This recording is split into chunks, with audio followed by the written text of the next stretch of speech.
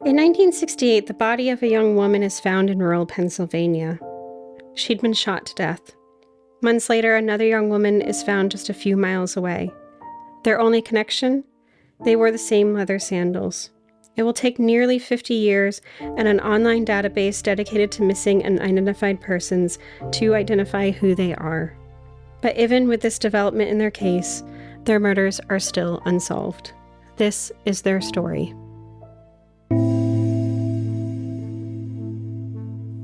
Hi, I'm Vanessa. And I'm Amy. And you're listening to She Goes by Jane. At the end of this episode and every episode, we will be joined by a special guest who will read an original poem by Amy Baker about the women we're featuring. This week, we are joined by Kelsey Wang.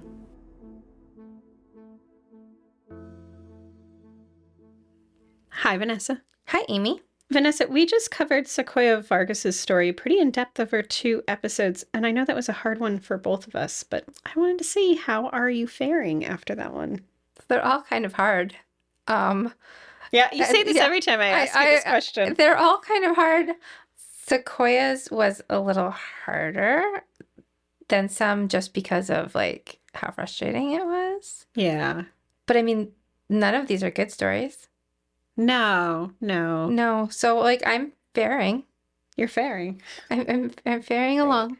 Right. I think about hers is it's also, for me, it's the brutality of what happened to her. Yeah. Particularly hard to deal with. So today we're actually going back to a solved case, and this one is also pretty brutal, but I placed this one here because there are some amounts of resolution in this case, and in a way it's kind of the exact opposite of Sequoia's, which will make sense later. Okay. I think telling these 2 stories kind of paired together really highlights how even when progress is made in investigations like these, there are often just big gaps of information that really prevent that idea of closure for families. I think that word is used a lot, but when we do use that word, it doesn't capture what happens when there are these information gaps. So for Sequoia, it's what happened to Sequoia's body, and her family doesn't have that, right? And right. This is going to be a bit different. Okay. And I'm thinking, I'm guessing in my head what you mean by complete opposite, because the part that maddened me most, I guess, about this will be the flip side, right? Yes. Okay. And this is a case that I first knew as 2 unidentified women. And so when I wrote the poem that's included at the end of this, it was a response to them being unidentified. I was reminded, when I was researching this case for this episode, that this was the first solved case of my collection, but I didn't know that at the time because I didn't hear about it until much later. And I think that's because it wasn't as widely distributed and publicized as it should have been, what happened to them and what they found out. Do we know why?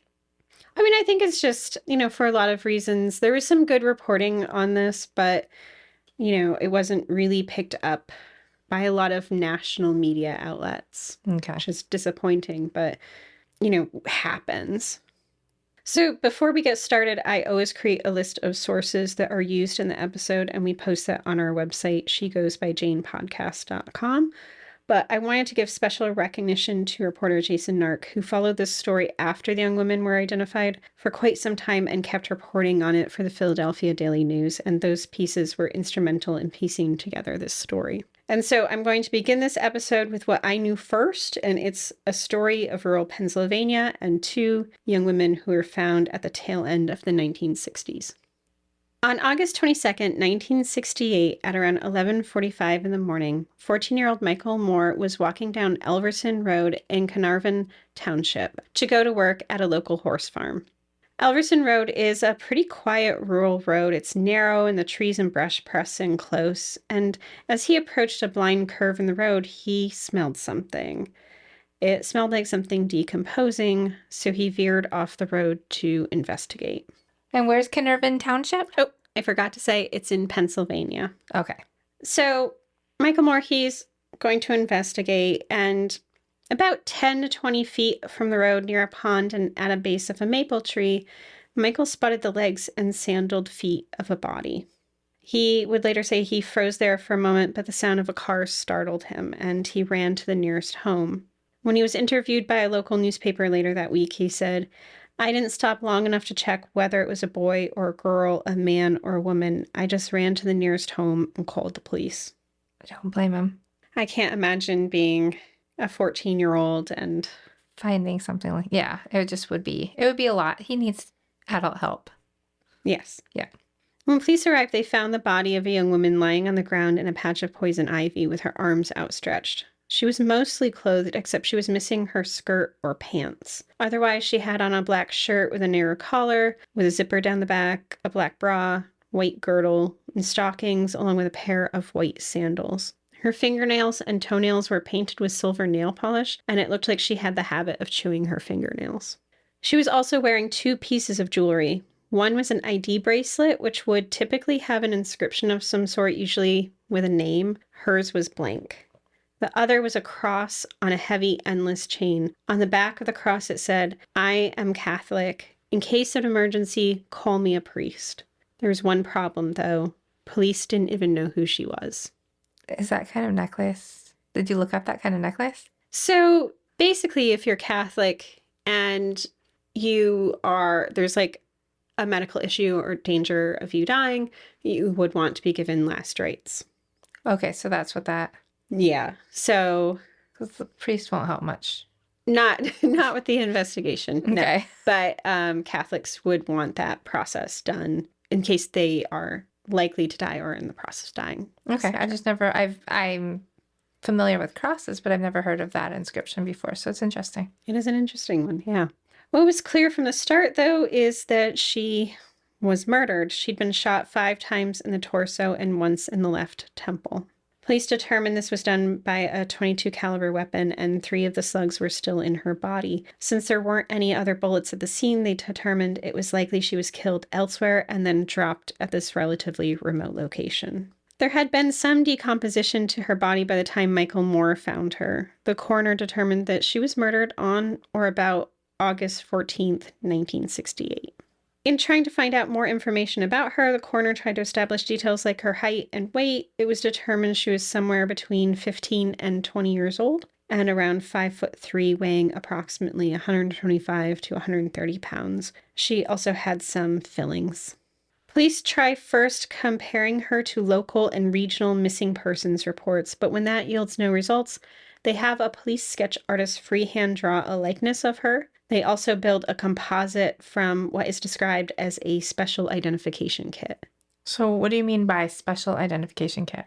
So this seemed to be like basically a kit where they had like different hairstyles that could be matched to like different eye shapes, so that, kind of by the time you got done, there's an approximation of what the person looked like. Okay, so it has nothing to actually do with like the victim. It's like an actual, just like a kit that the... Yeah, I mean, I feel like there were definitely... artist carries? Or... I feel like there were definitely, when I was a kid, like some sort of like drawing books or like those books where you would like flip the different hairstyles and eyes and like... Did you ever have like the template one where you have like a different faces and different hair and you can like... It was like a plastic thing and you could fill it in? I didn't have that one, but yeah. I remember like the books where you could just kind of flip the different hairstyles and mm-hmm. Yeah. That feels like what it is, and kind of that's my guess at what it is based on what this drawing ended up. So you just be like, here's this nose, here's this hair. Yeah. Okay. Now, Vanessa, you've actually seen these drawings because I shared them on my personal social media page because I really couldn't resist. But what did you think of the results of this? Well, I can't say that I've ever actually seen a real live human who looks like either of those drawings. To be kind, I would say that somebody at some point was trying really hard, but didn't hit the mark with looking like an actual person, let alone looking like the person that you showed me the photo of. Right. I mean, they tried. Whoever did it probably did it with a great deal of care and love. Were they talented? Maybe not. I mean, it looked more like maybe just like an artist, but not like realism. There you go. There we go. It is not realistic. It's like an artistic take on a human face. Yes. But it's not realism. Yeah, so those, I'm going to be less generous. They are quite bad. They are. I see. I was trying to say that without saying that. I didn't Okay. want to offend the artist, but man, they were bad.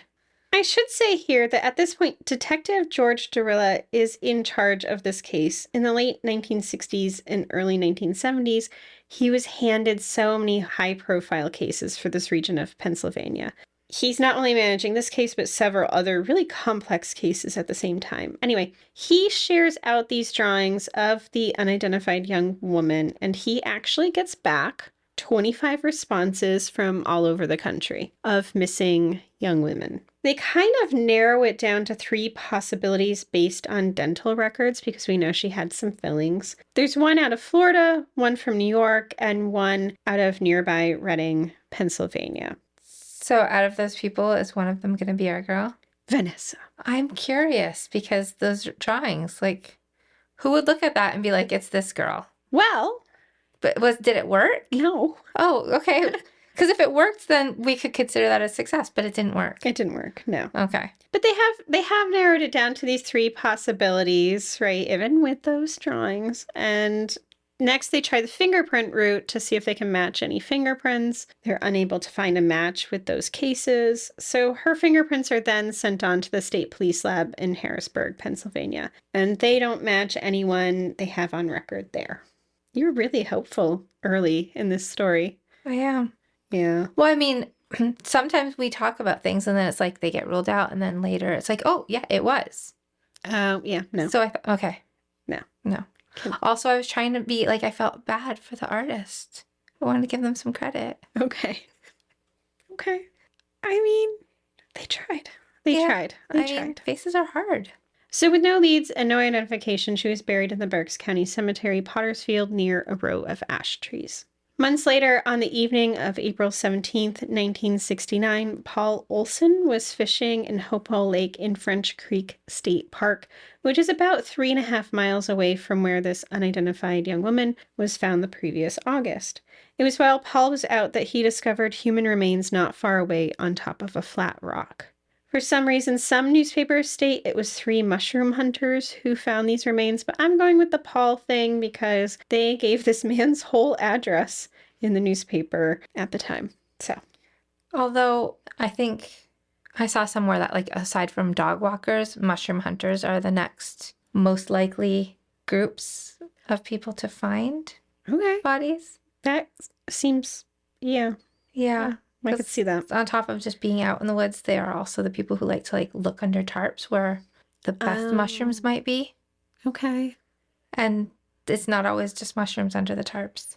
Right. So, So, I mean, where do fishermen fall on this list? I don't know. I don't know. But so we're going with the fishermen. Yes. So in any case, this discovery isn't reported to police until the next day.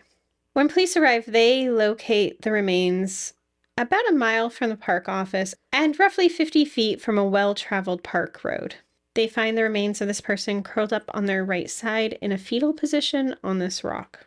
Now, these remains are described as having been dismembered because they were largely scattered over a 12-foot area. The head and right leg were found a short distance away from the rest of the body, and the lower jaw and teeth were separated from the skeletal frame. From the sounds of the reporting, though, my best guess is that this was scattered naturally through environmental factors and animal activity. In addition to this, what was described as shanks of hair were found nearby, as was a single sandal and a pair of underwear. The elastic of the underwear was rolled down, which led investigators to believe that they had been rolled off of this individual.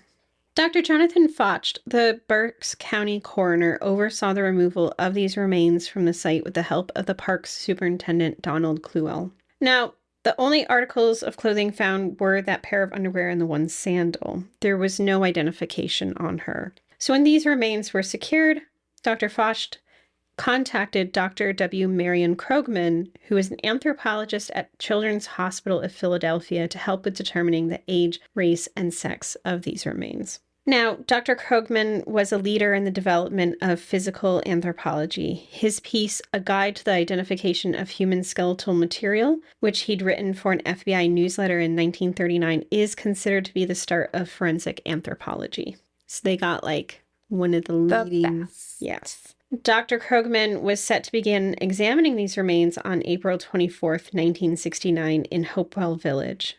He determined that these remains were of a young woman, likely between the ages of 22 to 23, and just over 5 feet tall. He said that based on his analysis, she likely had a pleasant, toothy smile, though he did note she had some cavities and was possibly experiencing dental pain.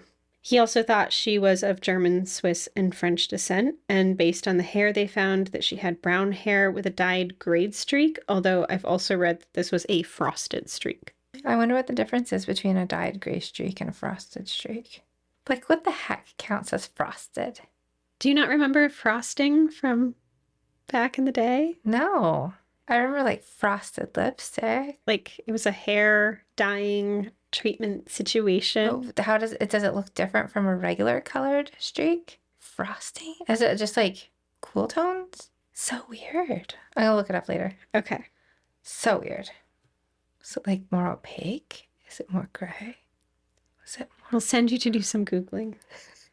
As for time and cause of death, it was believed that she was dead for less than a year.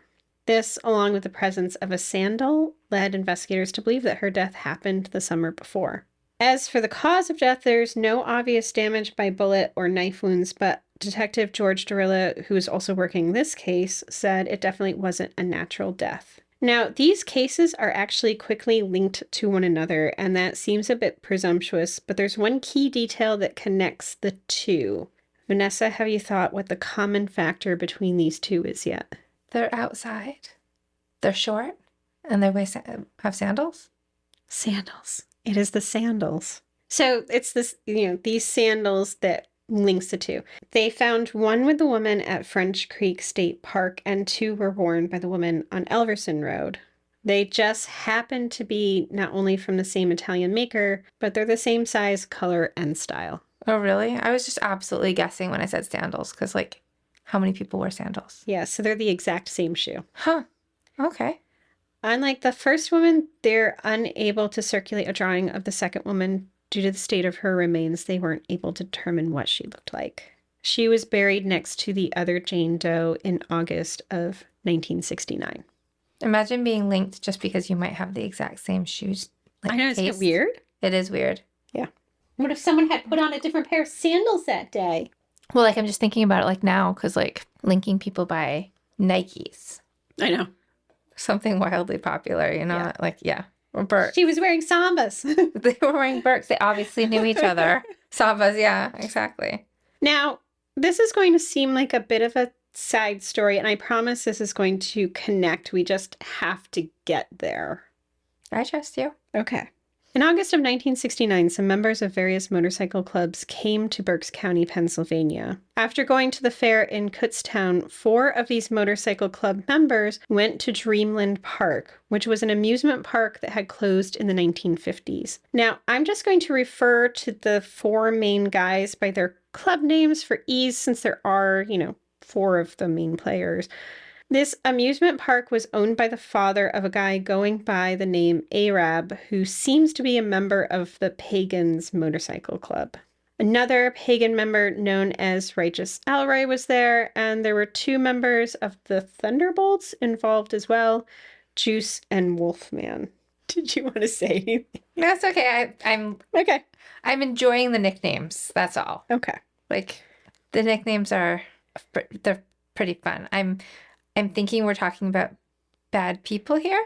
Yeah. I laughed, but this is not a good... I don't want to laugh about it, but the names are enjoyable. Right. So, as an aside here, everything I read said that the other club name beside the Pagans was the Thunderbolts, but I wondered if they meant the Thunder Guards, who are an outlaw motorcycle club in the Northeast. I feel like I don't actually know enough knowledge of, or have enough knowledge of motorcycle club history to make that change for certain. And I don't want to unfairly connect them, even if they are a 1%er club. So in the actual case, though, they're referring to them as the Thunderbolts? Yes. So we'll go with that then, even though they could be Thunder Guards. Who knew? Thunder Guards, Thunderbolts, Thunder Bikers. Yes. Yes. And this is a pretty serious story. So it is. I know. It's so, like, tempting that we've got, like, all these, like, 1960s and 50s, like, nicknamey things, and then Well, yeah, and it's so. what I do know is that, for the most part, some of these motorcycle clubs still exist. They're still very active, particularly in the Northeast. And we live near Canada, where I know there's like a heavy Hells Angel presence, And the along rock with machines. the rock machines. Yes. Yes. Who actually apparently the pagans, I did some research. The pagans had some alliances with the rock machines to put pressure against the Hells Angels in Canada. Oh. Who knew? So they have like a little alliance. There was an alliance of some sort. But not with the Hells Angels. Right, no. No. No. Oh, and I did also read, which is interesting because we live, so close to Canada, that basically the American motorcycle one percenter club people, that was a smushing together of various names, but they find the Canadian groups particularly frightening. They are particularly frightening. I remember a lot of news articles growing up about like bodies in car trunks and stuff like that. So, and they were always like speculating on the news, we think this is the work of the rock machines. So, yeah, they're probably known for not being very great all the time. And that said, this story that I'm about to tell, like we've been kind of making light of it based on their names and stuff, but it is a pretty serious story. So these 4 men, along with other club members, basically hung out in this closed amusement park partying. On that night, which was August 13th, 1969, 10 people are picked up by the police at Dreamland Park because 3 men are stabbed at this location after a fight broke out. On this same night, a couple, Marilyn Scheckler, who was 18, and Glenn Eckert, who was 20, decided to go for a romantic drive and end up on what is known as a lover's lane. They never returned home, and their abandoned car is found shortly after. 2 months later, their bodies were found underneath a pile of rocks in a wooded area about 1/4 mile from the Dreamland Park entrance. It seemed Marilyn had been beaten to death and Glenn was shot. Not long after this discovery, Juice and Righteous Elroy were arrested for the murders of Marilyn and Glenn. Serving as witnesses against them were Arab and Wolfman. During the later trial, Wolfman testified that the 4 of them took part in kidnapping Marilyn and Glenn, and that all 4 of them raped Marilyn. He claimed that Juice and Righteous Elroy, though, were the ones who murdered the couple. Now, there was a lot of controversy about this case. There still is. Primarily, this is centered around whether or not the right men were in prison, or if the other 2 should have been in there as well, or if the 2 who were in prison should have been in there in the first place. Wait, only 2 ended up in prison? So 2 basically served as witnesses against the other 2. But they also said they raped her. Yes. So why are they not in prison? My guess is that I didn't, dig super deeply into this case, but my guess is that they've gotten some sort of immunity. The reward for helping was that big? Yeah, well... Not just like a reduced... I know. Sentence? No sentence? So, yeah, so 2 end up in prison. The other 2 don't. Okay. I wonder if I'm the only one being surprised by, like, how short some of the sentencing is, and also how, like, sometimes, like, a little tip leads to a huge reward. Right, yeah. I mean, I think the sort of ways in which American justice system works, or how long things take, we don't really have a good gauge of, like, as people, like, if we were living outside of that, right? We'll be back in a moment.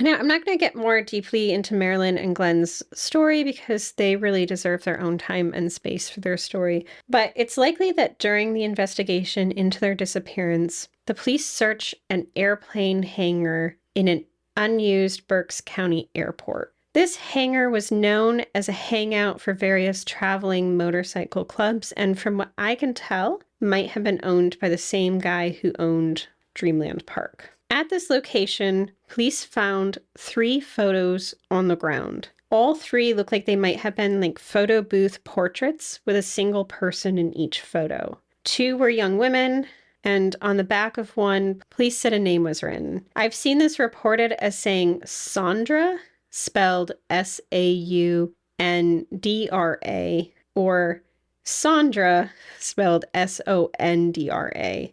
And one of the other photo was of a young man with longer hair and kind of a scraggly beard. So they went there looking for Marilyn and Glenn, and instead they just find these photos. They don't make this clear necessarily. I'm assuming that this is what happened because I know the photos were found in August of that year. And I also know that, Glenn and Marilyn disappeared. Okay. I'm just curious on why those photos would be like notable at that point. Yeah. So like essentially they've gone to search at this place and there's just like these photos on the ground and they kind of collect them. They don't do anything with these photos though, because though they're found in 1969, they are not circulated until late 1970, and this is after the trials for the murders of Marilyn and Glenn were done. Authorities said that this was because there was worry that the photos could impact the trial and that there would be a change in venue based on prejudicing the potential witnesses and jury pool. I guess I'm still just not understanding why the photos were of any interest. So what would make them think it's anything unusual? So I think when they found these photos, and it's like at the two young women, there's some belief, there must have been some belief at the time that they matched up to the two young women that were found. Okay. So they already had that kind of in mind. I am guessing. Because there would be no other reason for that to why? be suspicious, right? Yeah. So they hold these photos. They're not circulating them. They don't want to prejudice any trial or witness pool. So they're keeping them held in reserve. So it takes over a year before they start showing them publicly. In 1970, a clerk working at Boscov's North was shown these photos. Boscov's was a department store along the Allentown Pike, otherwise known as Route 222. This was just north of Reading and adjacent to the Reading Fairgrounds. The clerk recognized the women in the photos. She said that the young women came in and bought an identical pair of sandals for $1.78 each during the August 1968 Reading Fair. She said that they came in with a young man. Police later said this man's name might have been Milton Evans and that he may have worked for a traveling amusement park company. With them as well was I'm putting big quotes around this, Spanish-looking woman. Through this information, they were able to establish a link between these photos to the unidentified young women. They did not have solid information on the photo of the young man, but Detective George Derilla said, "We think maybe the hippie boy would know who the girls are and where they are from." So we've got possible photos of our two unidentified girls, and then there's a Spanish-looking woman and a hippie boy. Well, so there's 4 of them? Okay, so going to the clerk shoe department to buy shoes was the 2 3 unidentified women, okay, a young man, and a quote-unquote Spanish-looking woman. Now, the young man in the photo, I don't believe was identified as the same young man who was at the store. Okay, so, and the boy in the photo is the hippie boy. The hippie boy, yes. Okay. So we've got a bunch of different clues kind of coming to the surface here. Okay. Detective Derilla did not make explicit at the time why these photos were at the hangar. Despite getting 20 to 30 calls after the release of these photos, the young women remained unidentified. In the years to come, they were often referred to as the Berks County Jane Does. And all of this is what I first knew of their story, minus the history of motorcycle gangs. And the poem at the end again reflects that this was written at the time when they were the Berks County Jane Does. When you wrote the poem, you didn't know about the link with motorcycle gangs at that point, or no? No, that was made was out there. Yeah. So at the time, the information that was really being pushed. Just your knowledge of motorcycle. Yes, my personal knowledge. Your personal knowledge. Which is still minimal, to be honest. Many years later, a woman named Hazel was looking for her older sister, Sandra, and clicked on a link on the Doe Network website. The Doe Network is the first database I used when I was looking for missing and unidentified people as I was writing my book of poems. It was really one of the first places that began gathering information about missing and unidentified people in one spot. Before then, these were largely listed on state and local agencies' websites, if they were up and available on the internet at all. Before this database, Hazel would have encountered many roadblocks in her search for her sister. This wasn't the first time she had searched for her sister online. Back in 2008 or so, she seems to have asked to add Sandra to a different volunteer website, this one for Pennsylvania's Missing. You see, Hazel's sister Sandra had run away from home in 1968 when Sandra was 14. Sandra was in the company of her sister-in-law, Martha, who was 17. Though Sandra, known to her family as Sandy, and Martha, known as Marty, never made it onto the Doe Network site, adding to them to the Pennsylvania site was a great step in getting their information out to people. So they're 14 and 17. They're younger than kind of the assumptions. Yes. On the Doe Network, though, there were these listings for the Berks County Jane Does. Though each woman had their own entries, they were linked to one another, which is how I originally saw them when I was looking to investigate information for my poem. Each contained descriptions of their clothing, along with a brief description of what happened to them. Added to the profile were also the photos that were found in the airport hangar. In these, Hazel thought she recognized her sister. Investigators were contacted about a potential match, and in the fall of 2013, they attempted to exhume the remains of both of these women. For this exhumation, they called in a renowned expert in forensic exhumations, but first they had to locate the bodies. There were no markers up in the potter's field, so they had to use plot maps and ground-penetrating radar. On August 28, 2013, they began to dig where they thought the two might be. They first were able to find a metal plate that said, "Unknown female found April 17th, 1969, buried August 1969.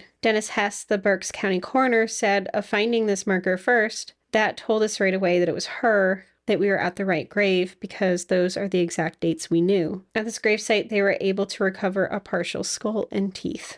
The next day, they unearthed another metal sign that had a cross and the words "unknown female" on it before unearthing the other remains. Of these remains, they sent off hair and bone samples from one woman and bone samples from the other. These were sent to the University of North Texas Center for Human Identification, where they would extract DNA in their lab. These would be compared to samples of living family members of both women to see if there was a match. In March of 2014, though, the University of North Texas reported back that they were having a hard time extracting usable DNA from these samples that they were sent. Using other bones that had been waiting in storage at the Reading Hospital morgue, after the exhumation, there was another attempt. This time they got results. At the time, this was the oldest case that the University of North Texas, this lab, was able to do this with. In June of 2014, the announcement was made. The young woman who had been shot to death was 14-year-old Sandra Stiver. The young woman found in French Creek State Park was Martha Stiver, who was 17.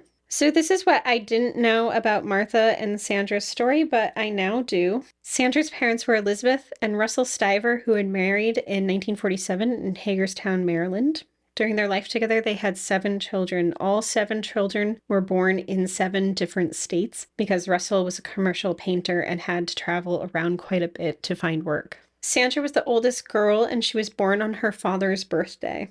Her mother would tell reporters she was his firstborn daughter and they shared the same birthday. He loved her so much, he never stopped thinking about her. At just 14, Sandra hadn't been able to live much of her life, so memories of her included how much she enjoyed riding her bike, being outdoors, and spending time with her family. Of their life, her sister Hazel told reporters, "We were just a poor family, but we were happy." And then Hazel's the one who was trying to find her, so she's younger even. Yes, so Sandra's the oldest girl in the family. The Stiver family at some point ends up in Kansas City, I think on the Kansas side, not long before she went missing. There, Sandra's brother, Tom, met Martha at a teen dance. The two ended up getting pregnant, and Martha and Tom got married pretty young. Martha gave birth to a baby girl whose name I'm not going to share here for her privacy, although obviously at this point she is an adult. Mm-hmm.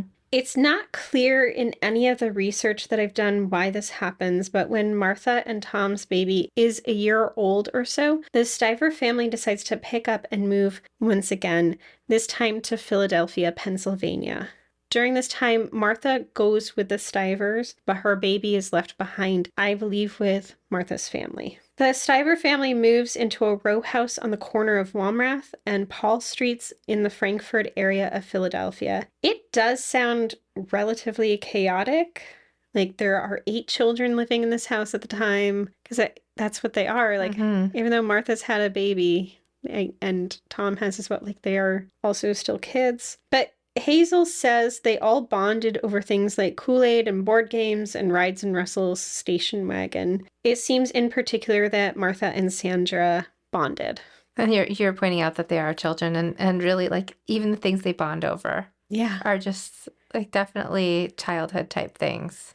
Yeah, I mean, this is like Hazel's memory of it because, she was kind of a child looking out on this moment. Yeah, that's why it just struck me with Hazel, because she's younger, and then in the future she's going to be looking for her big sister. Like, Yeah. imagine that feeling of, like, she probably feels like she never got to really know her. Yeah, I mean, when I'm thinking about, when I often say, like, when there's younger missing persons, like, Sandra's 14, Martha's 17, like, those really are childhood memories. Like, they didn't get a chance to be.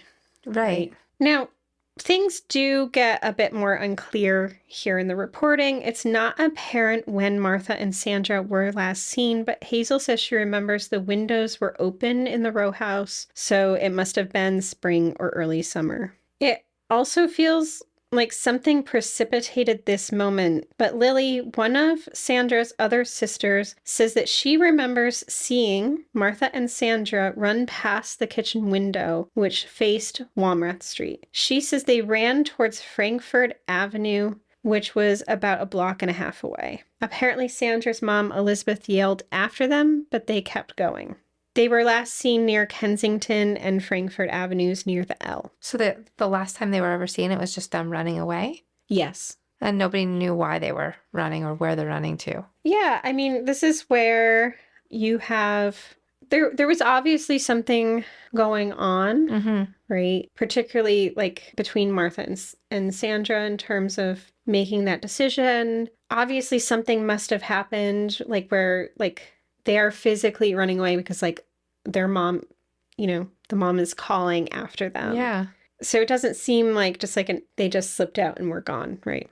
So this is why many family members believe that Martha wanted to return home to her baby and maybe convinced Sandra to go with her. There's less information available about Martha because her parents have since passed away and so have several siblings, but her brother Robert said, "I know she wanted to come back to Kansas to get her daughter. It hurt all of us when she left. She didn't want to move up there. I hung on her shirt tails my whole life. Everybody was crying when we loaded up the car and she took off." It makes sense if she was running away to get her baby back. I don't know if that's why they were, but, like, I could see why the family would think that. Yeah, so this seems to happen not all that long after they moved to Philadelphia. And I can't imagine what it would have been like to be separated from my daughter. Right. Particularly, like, long term. So I'm sure that Martha was dealing with a lot, right? So she's moved away from her family and support system. She's left behind her daughter. And she's still so young, too. She's still so young, right? So she's still so young and, like, married and, like, yeah.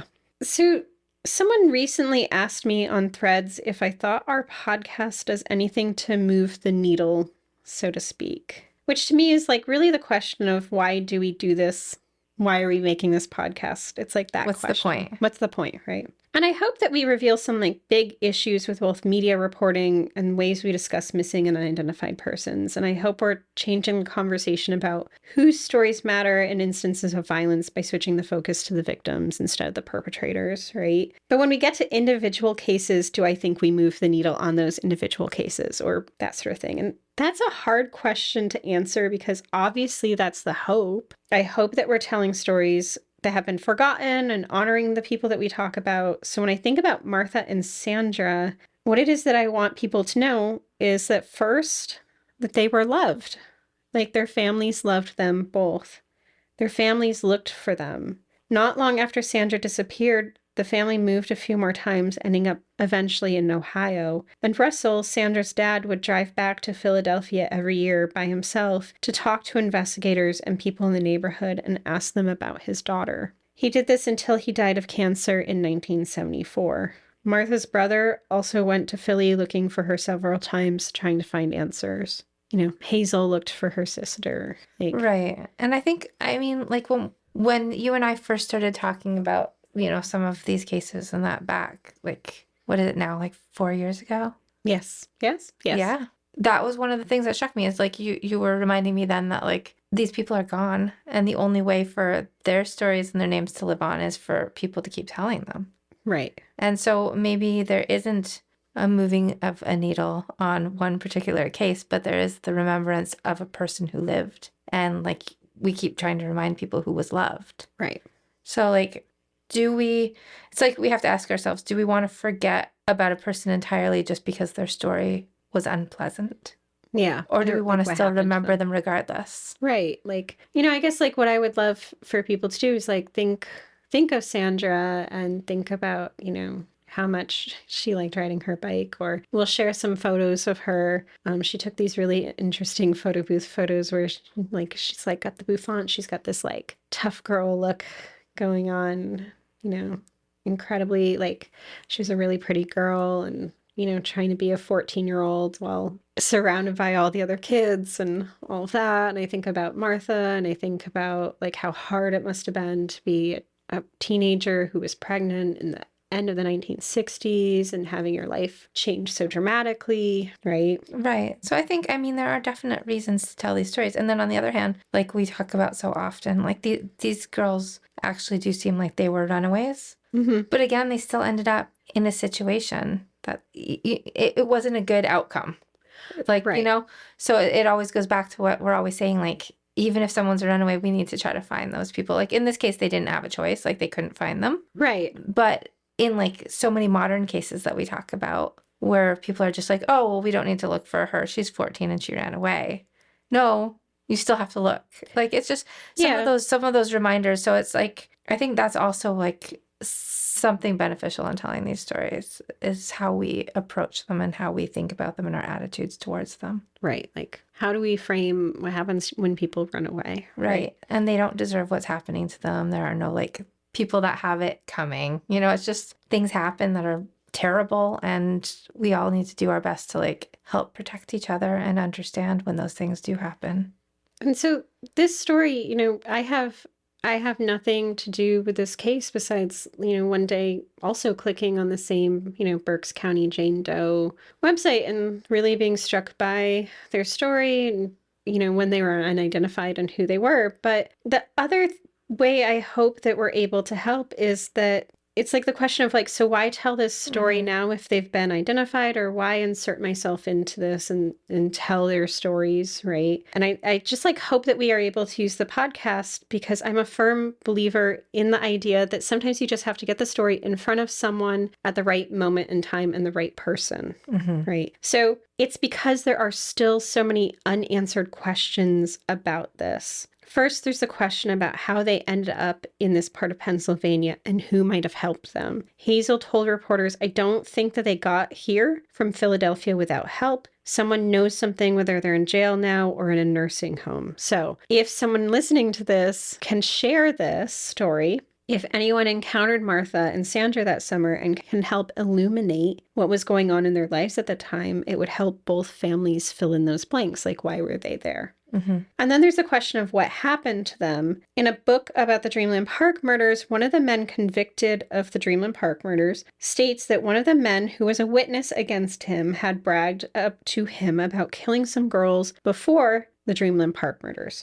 Now, reporter Jason Nark does reach out to this man to get a statement, and he simply says, I made certain mistakes in my life, but that wasn't one of them. But that doesn't answer the question about why Sandra and Martha's photos were found where they were, or who the young man might have been in the other photo. I know police thought he might be alive and have some information, but given what happened to Sandra and Martha, I think to cover all bases here, his photo should still be circulated in case he too is missing.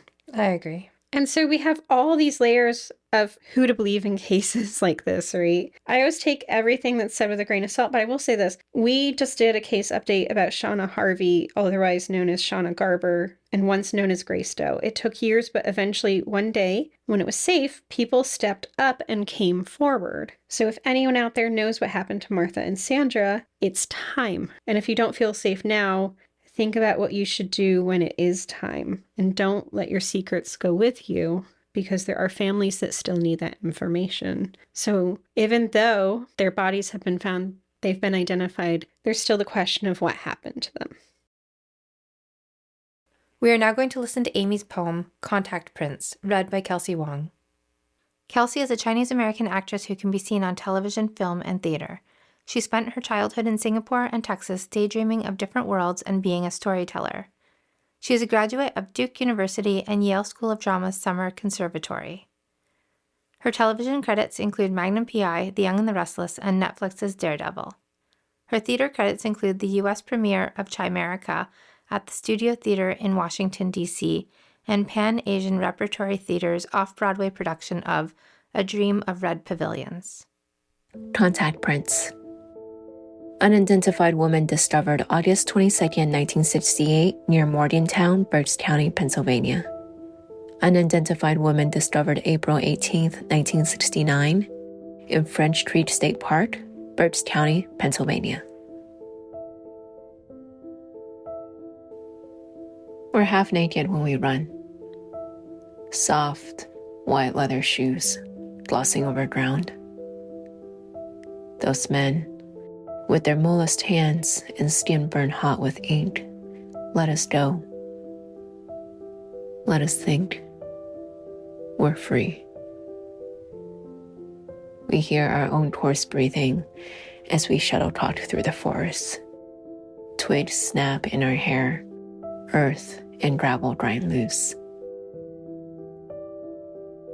And then we feel them. The hot sliver of their breath, the rush of bodies against air. There's no time to scream. We run past leaves, past picnic tables, past the tiny chirp of birds. And those men, guns locked in fists, keep pace. When I let go of her hand, I feel the hard click of her braceleted wrist against my own. I don't wait to see her fall. I run until my lungs smolder, my knees crack against buried roots. I run until I stop. Alone through the spring, I learn to emulsify. I teach the stone the contours of my shoulder, the line of my hip.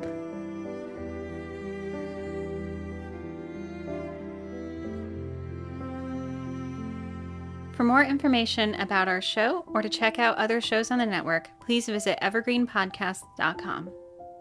Bye, Vanessa. Bye, Amy.